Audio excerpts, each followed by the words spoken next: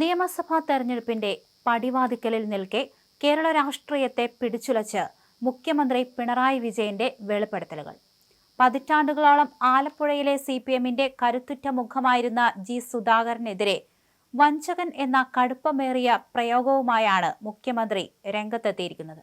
വിവിധ ചാനലുകൾക്ക് നൽകിയ അഭിമുഖത്തിലാണ് സുധാകരന്റെ പാർട്ടി വിട്ടുള്ള നീക്കത്തെ പിണറായി വിജയൻ രൂക്ഷമായി വിമർശിച്ചത്.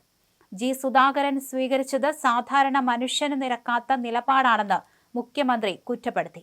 ഞാൻ അദ്ദേഹത്തെ 3 തവണ ഫോണിൽ വിളിച്ചു, എന്നാൽ അദ്ദേഹം ഫോണെടുക്കാൻ തയ്യാറായില്ല. മുഖ്യമന്ത്രി വിളിച്ചുവെന്ന് ജില്ലാ സെക്രട്ടറി വഴി അറിയിച്ചിട്ടും തനിക്ക് കോൾ വന്നില്ലെന്ന് സുധാകരൻ കള്ളം പറഞ്ഞു. ഇതെല്ലാം മുൻകൂട്ടി തീരുമാനിച്ച നീക്കങ്ങളാണ്, മുഖ്യമന്ത്രി തുറന്നടിച്ചു.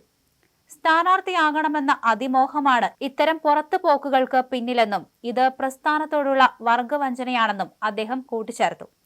സുധാകരനെ കൂടാതെ പാർട്ടി വിട്ട CC മുകുന്ദൻ, ഐഷ പോറ്റി, TK ഗോവിന്ദൻ എന്നിവർക്കെതിരെയും മുഖ്യമന്ത്രി ആഞ്ഞടിച്ചു. പാർട്ടിയുടെ ഏറ്റവും വലിയ പോരാട്ട സമയത്ത് ശത്രുക്കൾക്ക് വേണ്ടി പ്രവർത്തിച്ച ഇവർ ചരിത്രത്തിലെ ഏറ്റവും വലിയ വർഗവഞ്ചകരാണെന്ന് പിണറായി വിശേഷിപ്പിച്ചു. എന്നാൽ ആലപ്പുഴയിലെ പ്രസ്ഥാനത്തിന്റെ വീര്യം തകർക്കാൻ ഇത്തരം നീക്കങ്ങൾക്കാവില്ലെന്നും അവിടെ യാതൊരു ആശങ്കയുമില്ലെന്നും അദ്ദേഹം ആവർത്തിച്ചു. മുഖ്യമന്ത്രിയുടെ കടന്നാക്രമണത്തോട് ജി സുധാകരൻ എങ്ങനെ പ്രതികരിക്കുമെന്നതാണ് ഇപ്പോൾ രാഷ്ട്രീയ ലോകം ഉറ്റുനോക്കുന്നത്.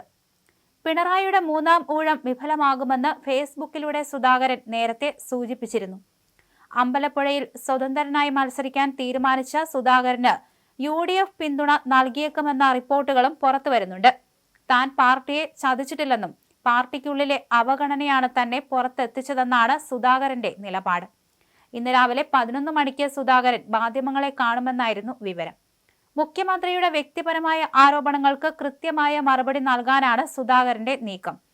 ആലപ്പുഴയുടെ സിംഗം എന്ന് വിശേഷിപ്പിക്കപ്പെടുന്ന സുധാകരൻ മൗനം വെടിയുന്നതോടെ CPM വലിയൊരു രാഷ്ട്രീയ പ്രതിസന്ധിയിലേക്കാണോ നീങ്ങുന്നത് എന്ന് കണ്ടറിയണം.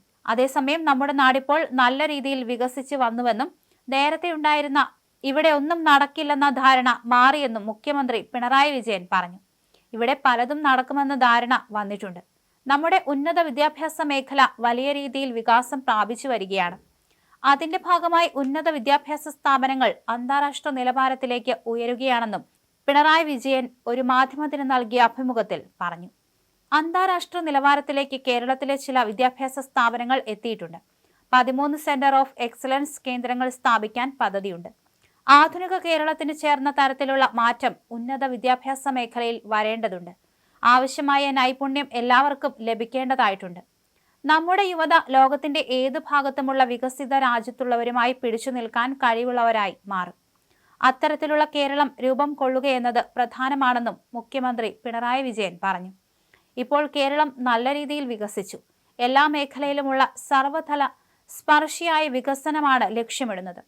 നേരത്തെ കേരളത്തിലൂടെ യാത്ര ചെയ്യുമ്പോൾ ചിലയിടത്തെത്തുമ്പോൾ മൂക്കുപൊത്തേണ്ട അവസ്ഥയാണുള്ളത്. ഹരിത കേരള മിഷന്റെ പ്രവർത്തനത്തിന്റെ ഭാഗമായി മാലിന്യ നീക്കമടക്കം കൃത്യമായി നടത്താൻ ഇപ്പോഴായി. വലിയ മാറ്റമാണ് മാലിന്യ നിർമ്മാർജ്ജനത്തിൽ ഉണ്ടായത്. കേരളം ഇന്ന് നല്ല രീതിയിൽ നിക്ഷേപത്തിന് പറ്റിയ നാടായിട്ടാണ് ആളുകൾ പറയുന്നത്, മുഖ്യമന്ത്രി പറഞ്ഞു.